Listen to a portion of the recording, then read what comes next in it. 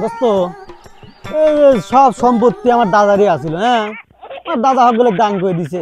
মেলা সম্পত্তি লয়। আমার দাদা ভুল করছে, শালা দান না করলে সব সম্পত্তি না আমরা খাইবার পারি, কারণ আমার এটুকু নাই।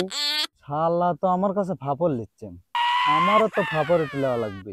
দোস্ত, কথা তো ঠিকই কইছাও।